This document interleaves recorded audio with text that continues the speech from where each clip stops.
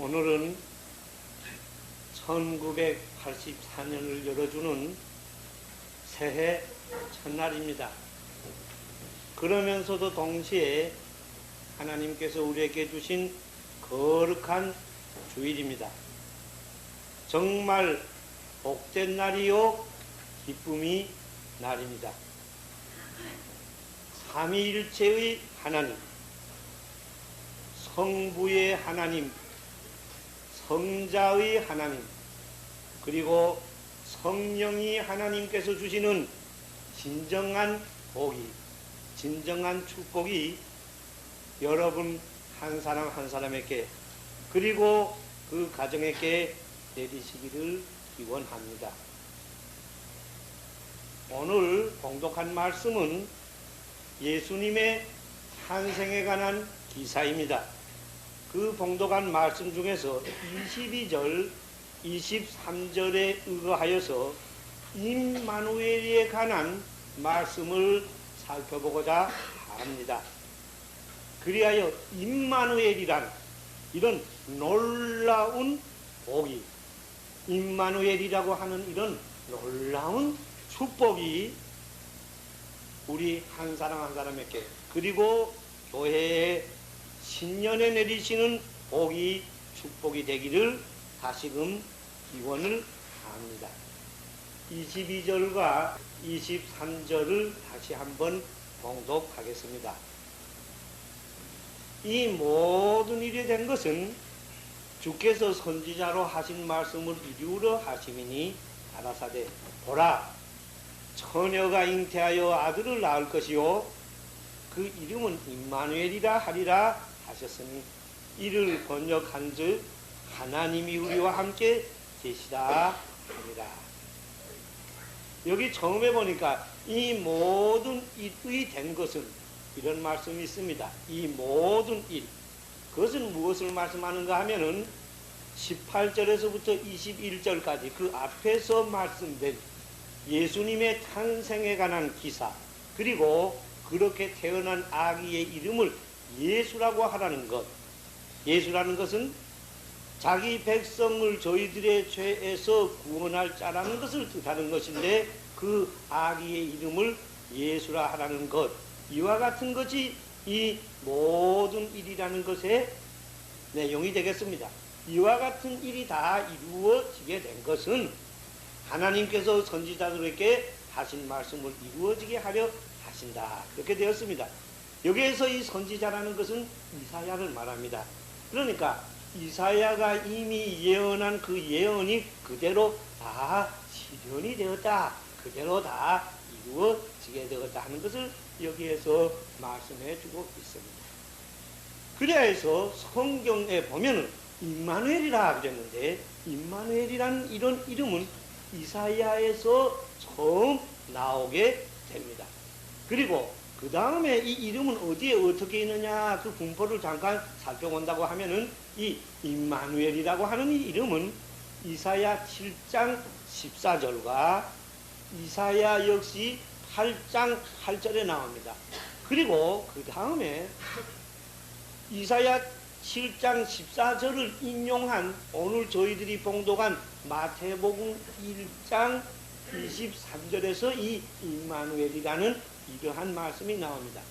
여러분 지금까지 임마누엘이라는 말씀을 많이 들었을 것입니다. 그러나 성경 전체에서 임마누엘이라는 이름이 나온 것은 요 3곳밖에 없습니다. 그러니까 이사야에서 2번 있었는데 그 이사야에서 2번 있은 것, 그 중에 하나 이것을 신약에서 마태에서 인용하였기 때문에 여기에 전체적으로는 이사야에 2번 있었다, 이렇게 볼 수가 있고 신약까지 합하여서 인용한 것까지 다 합하는 경우에 이 임마누엘이라는 이름은 3번밖에 성경에 언급된 것이 없습니다. 그러나 이것은 매우 중요한 자리를 차지하고 있습니다.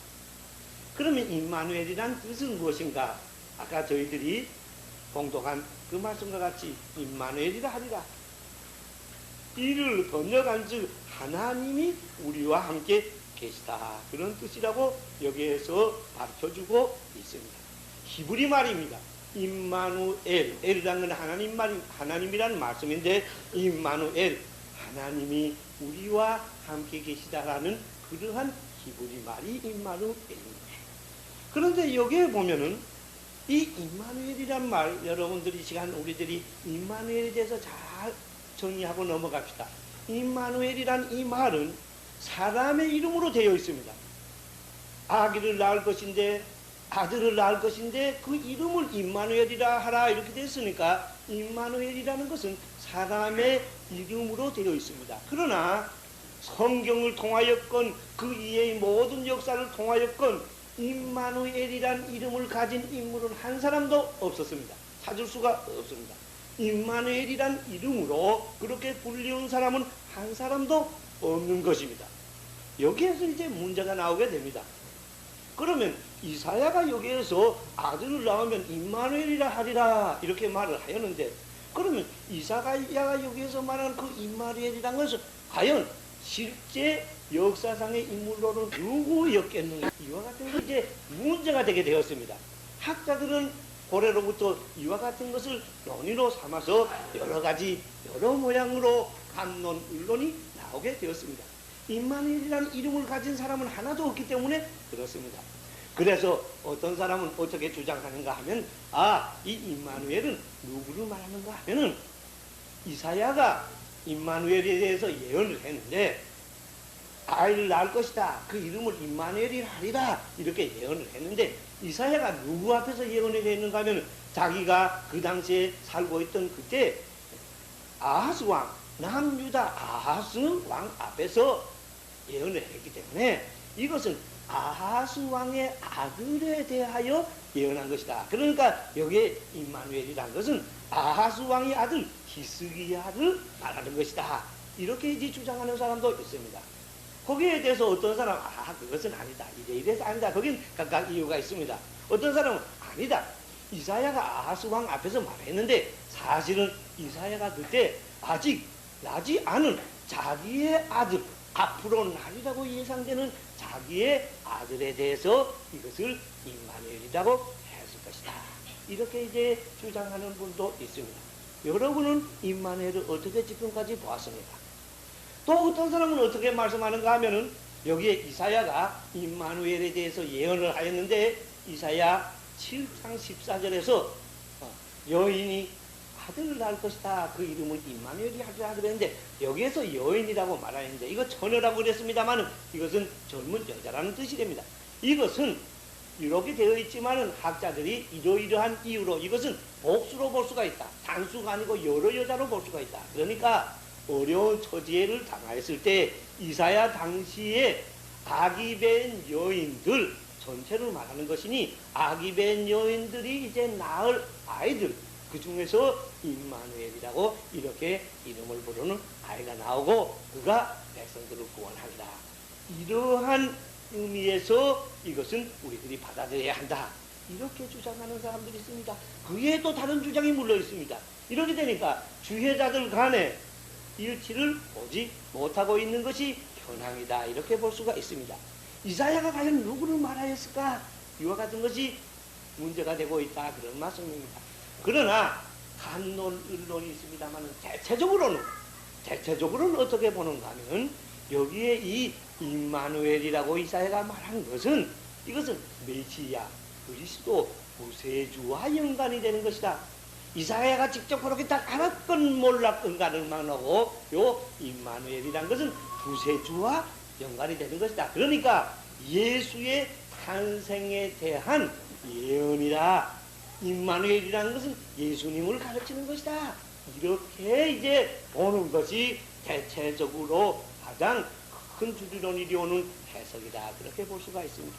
마태는 이와 같은 입장에 서게 되었습니다. 그래 오늘 우리들이 봉독한 바와 마찬가지로 이러한 입장에서 이 임마누엘의 예언, 이사야가 한 예언을 예수님과 연결을 시켜서 아까 말씀한 것처럼 1장 22절, 23절에 이 이사야서를 인용하여서 예수님과 연결을 시킨 것을 볼 수가 있습니다. 그런데 여러분, 예수님 자신도 임마누엘이라는 이름을 가지지를 않았습니다. 부모들이 그에게 임마누엘이라는 이름을 지어준 일도 없고 제자들이 그에게 임마누엘이라고 이름을 쓴 일도 없습니다. 여기에서 이제 문제가 나오게 되었습니다. 임마누엘이란 과연 무엇일까? 여러분, 임마누엘이란 무엇이에요? 이사야가 임마누엘을 예언을 했는데 이사야가 여기에서 예언을 한 그 중심은 무엇이겠는가? 이렇게 이제 문제를 삼게 되어가지고 많은 분들이 새로운 면에서 이것을 해석하게 되었습니다. 그것은 뭔가 하면 임마누엘이란 이 예언의 중심은 임마누엘이라고 이름을 가진 인물, 그 사람이 그 중심이 되는 것이 아니다. 임마누엘이라고 하는 그 뜻, 하나님이 우리와 함께 계시다라고 하는 그 의가 지시하는 것, 하나님이 우리와 함께 계시다는 그 신념, 하나님이 우리와 함께 계시다고 하는 그 신앙, 이것이 임마누엘의 중심이다. 이렇게 이제 보게 되고 이렇게 보는 사람들이 점차 많아지게 되었습니다. 그렇게 된다고 하면은 이사야가 여기에서 말씀한 표현한 이 임마누엘이 예언, 하나님이 우리와 함께 계시다고 하는 것은, 그러면 그 뜻은 어디에서 이사야는 어떠한 상태에서 이것을 이와 같은 예언을 하였느냐, 그리고 그와 같은 예언을 하는 그 뜻은, 그 의의는 무엇이겠는가? 이와 같은 것을 검토하여야만 여기에 임마누엘이 가지고 있는 그 성경 안에서의 중심적인 바른 뜻을 알 수가 있다. 이렇게 우리들이 볼 수가 있습니다. 여러분, 임마누엘을 지금까지 어떻게 보았습니까? 이 임마누엘에 관한 예언, 이것은 이사야가 하였는데 이사야 예언의 초기에 하였습니다. 기원전 8세기 중엽 그 시기의 예언입니다. 그러니까 이사야 초기의 예언입니다. 그때 당시에 어떠한 상황에서 이 예언을 하였느냐 하는 것을 우리는 알기 위하여 그 당시에 유대 주변의 세계의 정세를 우리들이 알아야 합니다. 삶의 자리를 알아야 거기에서 무엇 때문에 이와 같은 말이 나왔느냐 하는 것을 알게 되기 때문에 그렇습니다. 그때 유대의 주변에서는 어떠한 상황이 있었는가 하면 아수르라는 나라가 급속도로 팽창하고 있고 세력을 가지고 사방으로 뻗어 나갔습니다. 그리하여 이 아수르는 자기의 세력이 강대하여졌기 때문에 아람, 수리아라고 볼 수 있습니다만 아람 나라, 그리고 이스라엘이 유다가 두 왕국으로 갈라졌는데 북이 이스라엘 왕국, 남이 유다 왕국이 되는데 북이스라엘 왕국, 아람과 북이스라엘 왕국을 침공하여 들어갔습니다. 그 기록은 열왕기 하 15장 19절 이하에서 우리들이 볼 수가 있습니다. 이렇게 강대한 아수르가 북이스라엘 왕국을 침범하여 들어왔기 때문에 이스라엘 왕 문하햄은 깜짝 놀라게 되었습니다. 도저히 싸울 수가 없게 되었습니다. 그러니까 하는 수 없이 어떻게 되는가 하면 많은 돈을 조공으로, 요즘 우리들의 말로 말하면 많은 돈을 세금으로 바쳐서 이제부터 우리 이스라엘은, 북이스라엘은 이제 아수르와 같은 이런 대국이기 때문에 거기에 예속하겠습니다. 이와 같은 뜻을 밝혔습니다. 그래서 겨우 전하의 참상을 면하게 되었습니다. 그런데 이 이스라엘 왕 문하햄이 죽은 다음에 그의 아들 부가히야가 왕의 자리에 올랐습니다.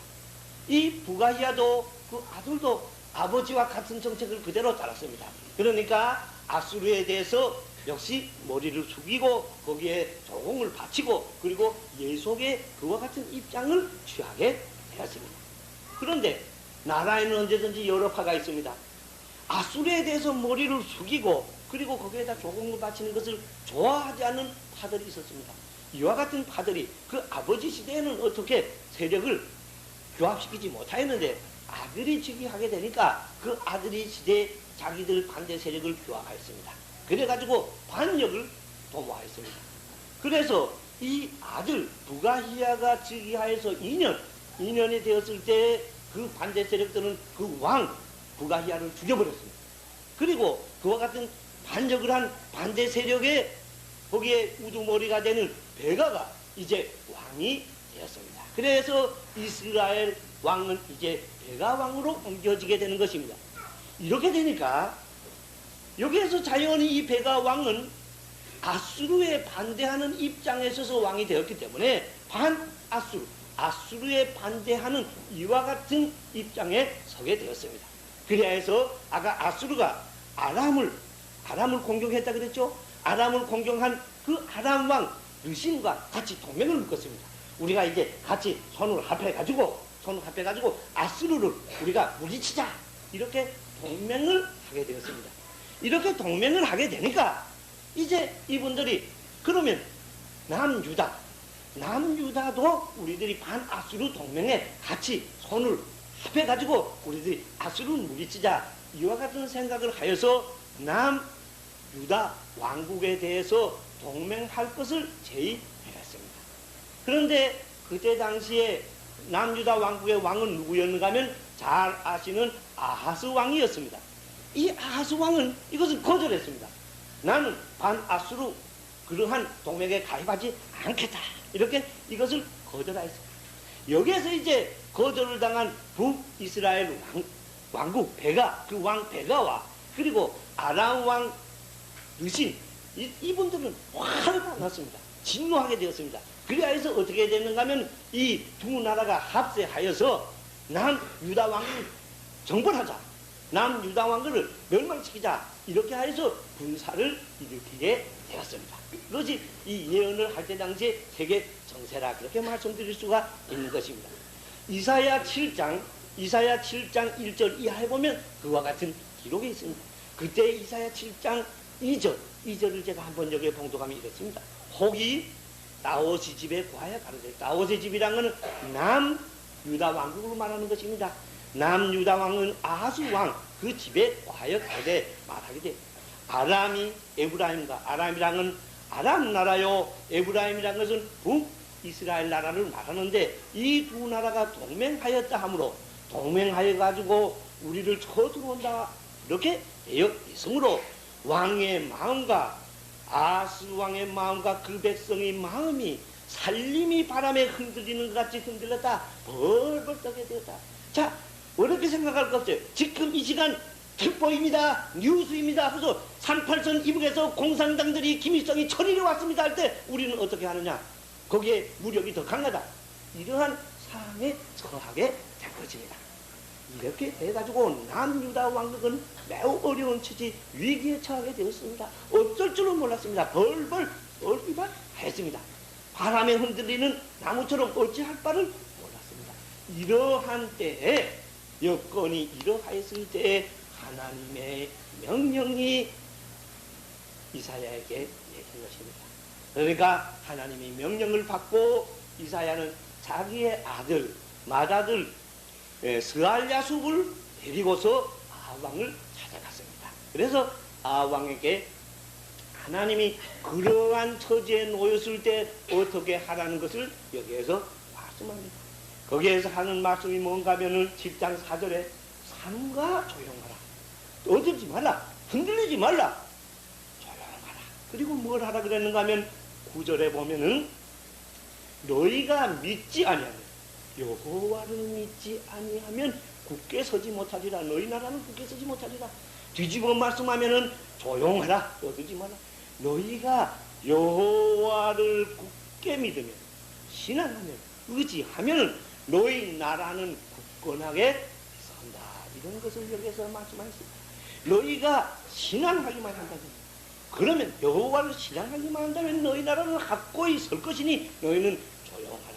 신앙, 확고, 그리고 조용하라는 것이 이사야가 하나님께서 받은 자기 나라 유대왕국에 대한 대외적인 정체의 바탕이었다, 이렇게 말씀드릴 수가 있는 것입니다. 이렇게만 서면은 북에서 두 나라가 합심하여서 동맹을 맺어가지고 쳐와서 언제 어떠한 위험성이 눈앞에 다가온다고 할지라도 두려울 것이 없다. 저와 같은 경우에 여기에서 말씀하시는 것은 정말 예수 그리스도를 바로 믿는 하나의 인물이 우리 대한민국에 굳건히 서 있는 한 김일성이 어떠한 방법으로 공격하게 온다고 할지라도 하나님께서는 지켜주신다, 이와 같은 것과 흡사한 말씀이 될 수가 있겠습니다. 이와 같이 말씀을 하였습니다. 그런데 지금 아하스 왕은 그 말을 받아들일 여유가 없었어요. 마음에 막 흔들리고 어찌할 바를 모르고 설마 쳐들어오겠는가 하고 반대를 했는데 막 쳐들어오니까 어찌할 바를 모르고 그대로 무력과 무력을 비교하여 보니까 자기들은 약하고 이러한 위치에 놓여지게 됐습니다. 그러니까 이것을 받아들일 수가 없었어요. 그러면 어떻게 해야 되느냐? 그러면 더 강한 그들을 물리칠 수 있는 더 강한 아수르에게 의뢰하는 수밖에 없다. 이렇게 이제 아하스왕은 마음먹게 된 것입니다. 이사야가 말하는 것은 아수르가 문제가 아니고 아람이 문제가 아니고 북이스라엘이 문제가 아니고 다른 것이 문제가 아니고 여호와에게 의지하라. 이것이 이제 문제였는데 이렇게 의지할 수가 없게 되었습니다. 이럴 때 이사야는 마음이 안타까워졌습니다. 어떻게 하겠느냐? 아하스왕이 받아들이지 않으니 어떻게 하겠는가? 이렇게 되었습니다. 그럴 때 하나님의 명령이 다시 내렸습니다. 이사야에게 내려서 그래서 뭐라고 했는가 하면 이사야가 아하스에게 내가 이렇게 말하는 이 말을 당신이 받아들이지 못한다고 한다면 왕께서 받아들이지 못한다고 하면은 이것이 참 그대로 이루어지리라 하는 징조를 왕에게 하나님께서 보이실 것입니다. 그러니까 하나님 앞에 그 징조 이것이 꼭 이루어진다는 그와 같은 징조를 하나님 앞에 구하시오. 그렇게 말을 했습니다. 이때 아하스 왕은 그것을 거기에 응하지를 않았습니다. 응하지 않았는데 거기에 대답이 응하지 않은 이유가 매우 재밌습니다. 뭐라고 했는가 하면 매우 신앙심이 강한 것처럼 하고서 응하지 않았습니다. 뭐라고 했는가? 나는 여호와를 시험하지 않겠다. 성경에도 여호와를 시험하지 말라 그러지 않았느냐? 그러니까 나는 그런 징조를 하나님 앞에 구하지 않겠다. 이렇게 말하였습니다. 여러분 여기에도 우리들이 배울 바가 많은 것입니다. 징조를 요구하는 것이 불신앙일 수도 있습니다. 그러나 징조를 요구하는 것이 신앙일 수도 있습니다. 징조를 요구하여야 할 때 요구하지 않는 것이 불신앙일 수도 있습니다. 바깥의 것을 것으로는 우리들이 알 수가 없습니다.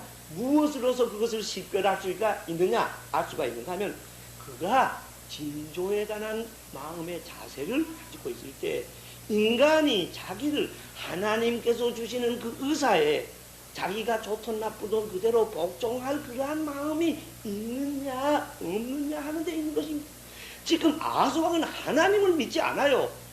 방금 지금 쳐들어오는데 김일성이 지금 방금 쳐들어오는데 하나님을 믿는다 이렇게 될 때 어떻게 믿겠느냐 이렇게 되는 것과 같은 것입니다. 생명인간의 본능일 수도 있습니다. 그래야 지금 이분은 하나님을 믿는 것 이것이 문제가 아니라 어쩌면 아수르 강대국 아수르와 연결을 가지지 않은 것이 이제 문제가 되었습니다.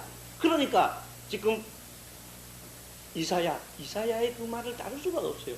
그러면 왜 거저 나는 아니라 이렇게 하지 못하였는가 하면 이사야를 비롯해서 이스라엘 남유다 왕국에는 하나님을 믿는 경건한 무리들도 많았습니다. 그들의 비유도 건드리기 쉽지 않다 그 말입니다. 그러니까 실제 내용은 불신앙인데 바깥에는 신앙의 경건의 탈을 쓰고 나온 것입니다. 그래야 아하스 왕은 내적인 불신앙에다가 외적인 경건을 여기에다가 가지고 이렇게 나온 것입니다. 루다 같은 사람은 이것을 위선이라고 말했어요. 그리고 뭐라 그랬는가 하면 이러한 위선자들은 경건이 필요 없을 때에는 경건을 취하고 겸허한 것이 필요할 때에는 오만으로 드러나는 존재들이다. 이렇게 여기에서 평하는 것을 볼 수가 있는 것입니다. 이러한 자리에 임하게 되어서 이사야는 나눌 수 없이 하나님의 뜻을 다시 받고 여기에서 왕께서 그러한 징조를 구하지 않는다고 하면 내가 하나님께서 이러한 위기 언제 멸망할지 모르는 이러한 위기에 처하였을 때에 하나님께서 주시는 징조를 어떻게 하면 구원을 받느냐 하는 그 징조를 내가 명백하게 말하겠습니다. 그리고 왕에게 한 말이 14절에 있는 말씀 오늘의 우리들 마태가 인용하고 나온 말씀입니다. 여기에서 보면은 주께서 친히 징조로 너에게 주실 것이라. 주께서라는 하나님을 말씀합니다. 하나님께서 친히 징조를 가지고 너희에게 주실 것이다. 보라. 그 징조라는 것이 뭔가 하면 보라. 처녀가 잉태하여 이건 젊은 여자들이다 그런 말도 됩니다. 처녀가 잉태하여 아들을 낳을 것이요 그 이름을 임마누엘이라 하리라. 이것이 징조다. 이렇게 여기에서 말씀합니다. 시간이 없어서 자세하게 말씀드릴 수는 없겠습니다만 아까 말씀드린 것처럼 하나의 인물에 연결시키는 것보다는 이것은 위기에 처했을 때 정말 죽을 지경에 놓여지게 되었을 때 거기에서 구원하여 주시는 징조라는 것은 무엇이냐? 임마누엘이다 그 말입니다.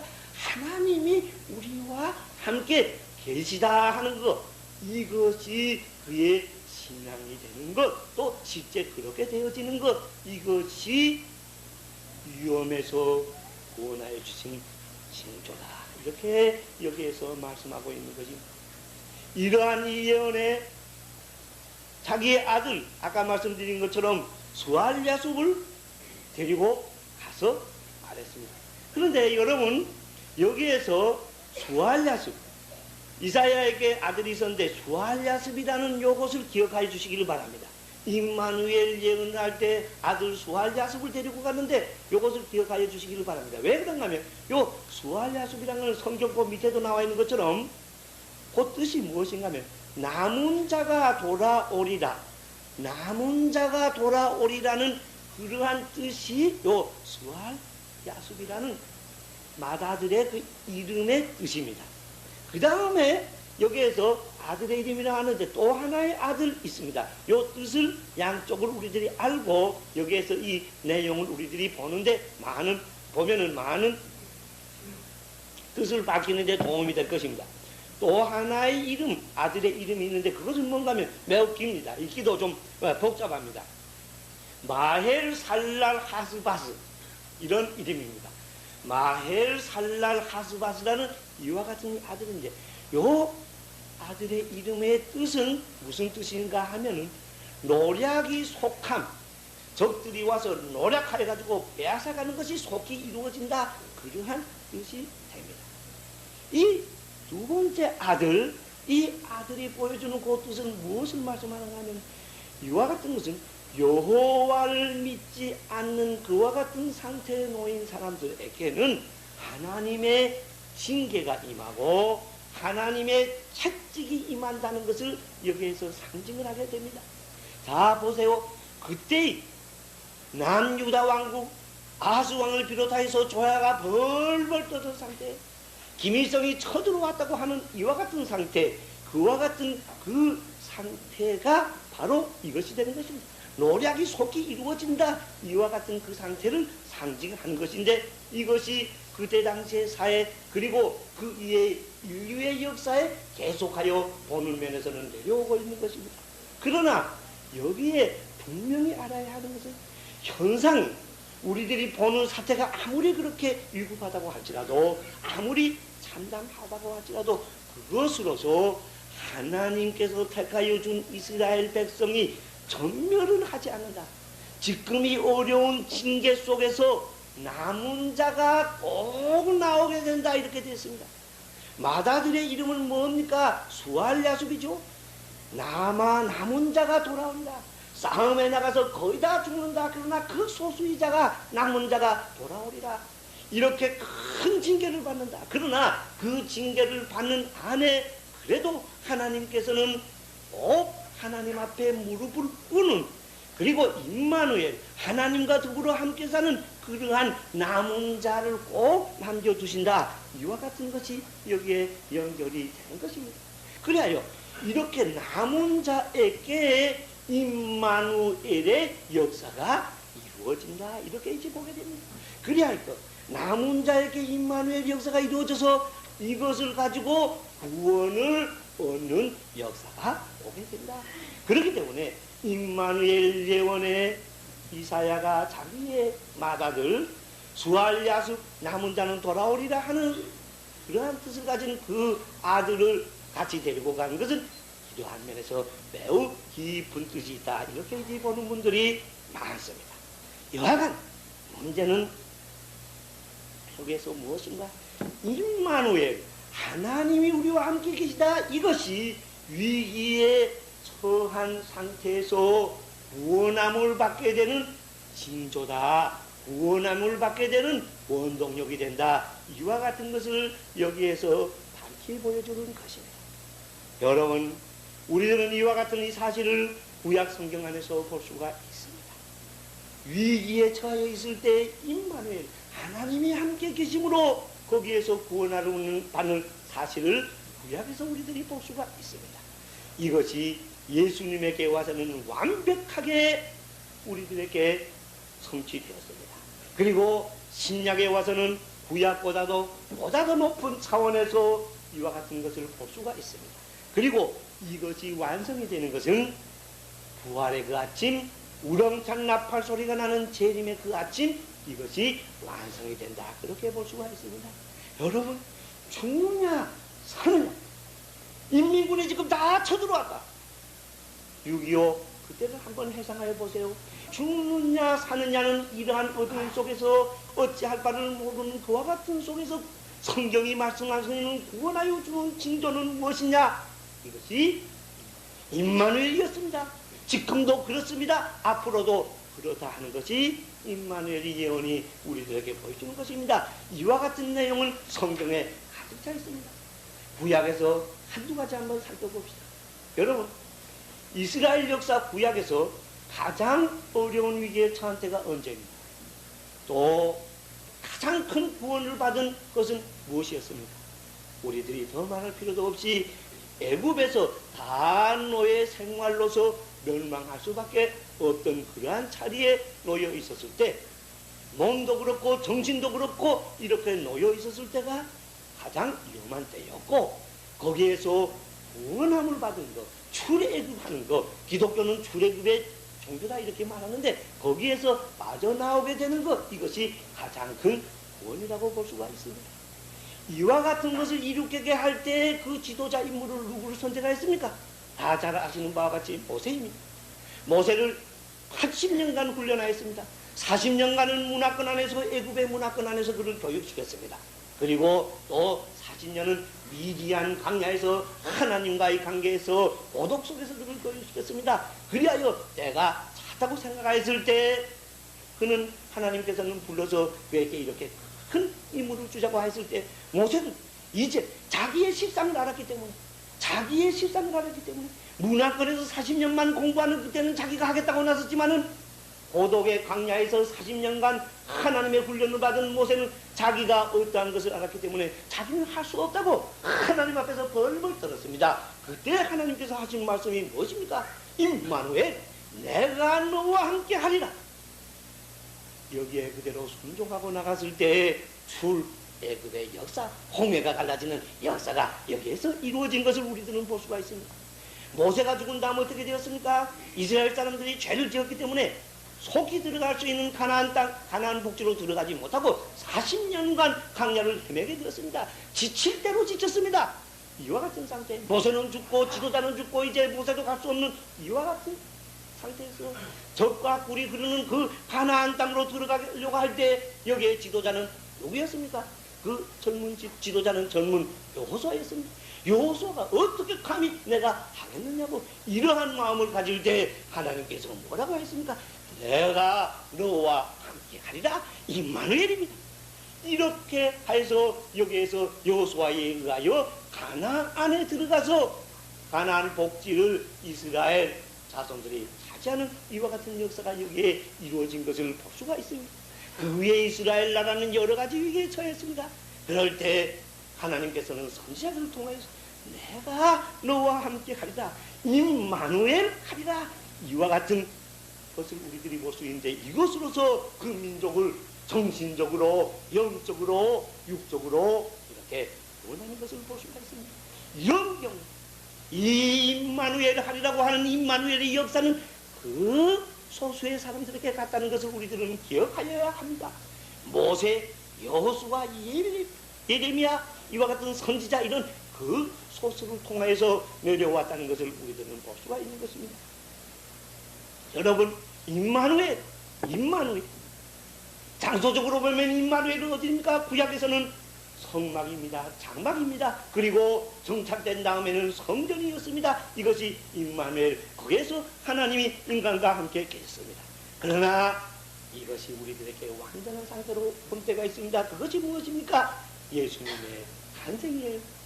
로고스가 성육신하신 이와 같은 놀라운 사건, 이것이 완벽한 임마누엘로 우리들에게 오셨습니다.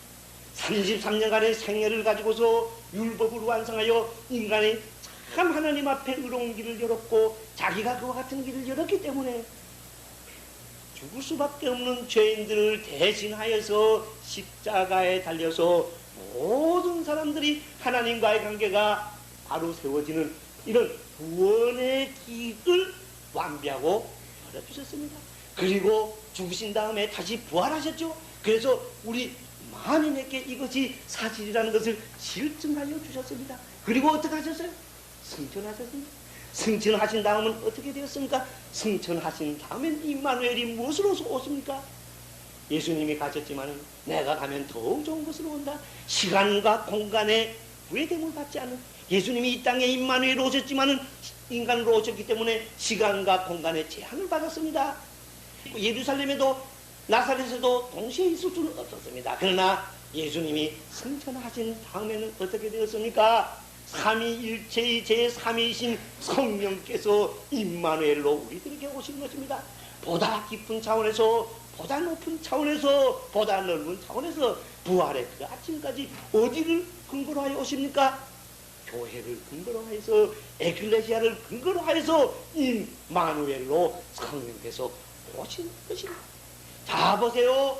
예수님의 시대에 대다수는 예수님을 배척하였습니다. 그 소수가 예수님을 영접하였습니다. 구약의 시대는 물론 그렇습니다. 그 이후에 교회의 시대, 예수님이 승천하신 다음 교회의 시대, 은혜의 시대에도 꼭 그렇습니다. 하나님의 표준에서 볼 때는 그 소수가 남은 자로 내려오고 있는 것입니다. 하나님과 사탄과의 싸우는 세상입니다. 부활의 그 아침까지 싸워갑니다. 시간이 가면 갈수록 그 싸움은 더욱더 맹렬해집니다. 사느냐 죽느냐 하는 이와 같은 이 위기, 여기에서 다만 임마누엘만으로서 구원함을 받을 수 있다는 것이 성경이 우리들에게 보여주는 것입니다. 그 소수의 남은 자입니다. 어떻게 소수의 남은 자입니까? 발 앞에 무릎을 꿇지 않는 이와 같은 그 소수의 남은 자에게 임마누엘의 역사가 내려진다. 그러한 역사가 내려지는 그 사람은 우리들이 임마누엘이라고 부르리라.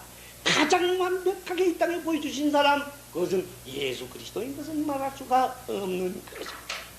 여러분, 감리교를 시작한 종회술에는 우리 인생에게 좋은 것 중에 가장 좋은 것, 무엇보다도 좋은 것은 하나님이 우리와 함께 계시는 것이다. 이렇게 말씀하였습니다. 임마누엘이라고 말씀하였습니다. 1984년이 밝아왔습니다. 새해가 밝아왔습니다. 우리들은 다 금년이야말로 하고 여러 가지 여러 모양으로 희구를 합니다. 그러나 깊이 한번 보세요. 역사를 깊이 한번 보세요. 성경의 입장에서 깊이 한번 보세요. 현상의 이 세계에서 금년도 역시 다사다난함을 변할 수가 없는 것입니다. 신앙적으로 볼 때 격렬한 싸움은 있게 마련입니다. 생과 사, 죽느냐 사느냐 하는 것을 거는 이러한 신앙의 싸움은 역으로 우리들에게 있게 마련인 것입니다. 왜 그렇습니까? 더욱 있게 마련입니다. 종말의 때가 한 걸음 더 다가왔기 때문에 그렇습니다. 이것을 말씀하는 것, 증언하는 것은 저희 말씀이 아니고 성경의 말씀입니다. 그러면 이와 같은 속에서, 새로 다가오는 이와 같은 속에서의 구원, 이것은 무엇입니까? 우리가 진정으로 구원을 받는 것은 다른 것으로서는 없어요. 우리의 노력으로는 없어요. 율법으로 안 된다는 것은 이것입니다. 오직 임마누엘. 구약의 거기에서는 임마누엘이 낮에는 구름 기둥으로 밤에는 불 기둥으로서 임마누엘을 하셔서 우리들을 지켜주신 하나님의 그 역사는 이제 신약에 와서는 그것과는 비교되지 않는, 구름 기둥, 불 기둥과는 비교할 수가 없는 시간과 공간을 초월하신 하나님의 거룩한 성령으로서, 삼위일체인 하나님의 성령으로서 우리에게 말씀 위에서, 성경 말씀 위에서, 말씀 위에서는 기도 위에서 이렇게 접할 수가 있고, 그리고 그러한 말씀과 기도 위에서 예수 믿는 사람으로 사는, 당당하게 사는, 빛으로 사는, 소금으로 사는 이와 같은 안에 성령의 역사로서 임마누엘 하신다 그 말입니다. 어디를 중심으로 임마누엘 하십니까? 교회 에클레시아를 중심으로 하여서 임마누엘을 하신다. 여기에 우리의 구원이 있다 그 말입니다. 만년면 그렇게 됩니다.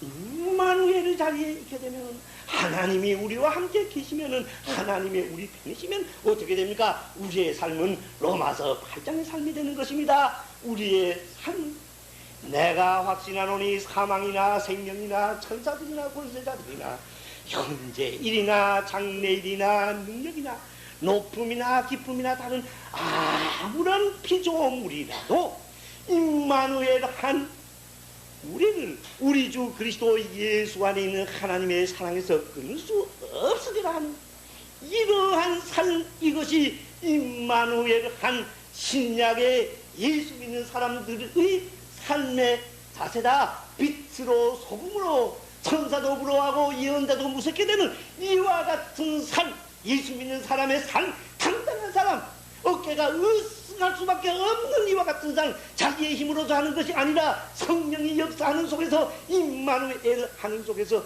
사는 이와 같은 삶이 우리들에게 성경으로 역사해 주신다 그 말입니다. 성경 말씀이 이것을 증언해 주신다 그 말입니다.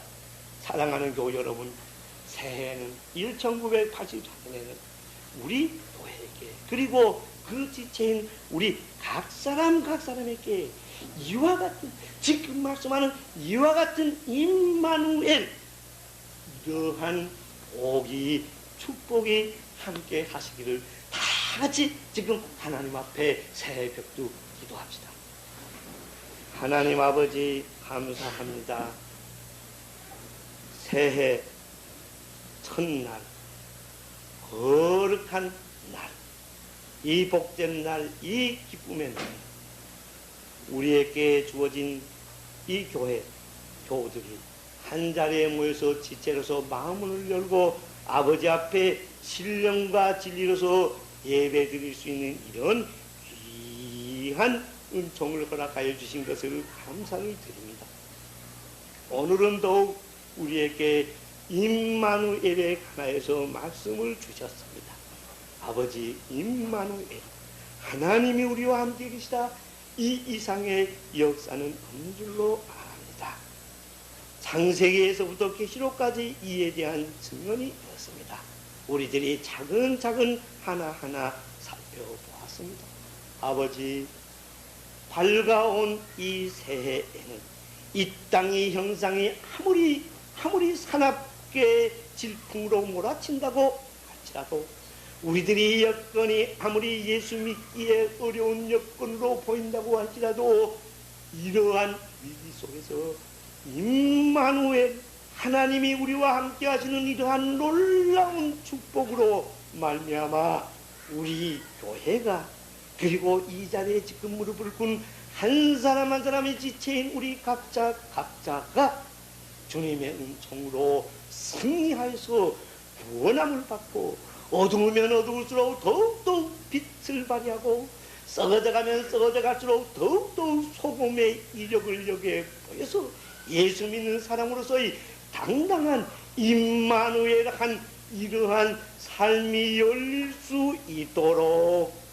축복하여 주시옵소서. 우리 주 예수 그리스도 이름으로 감사하며 기도드리옵나이다. 아멘.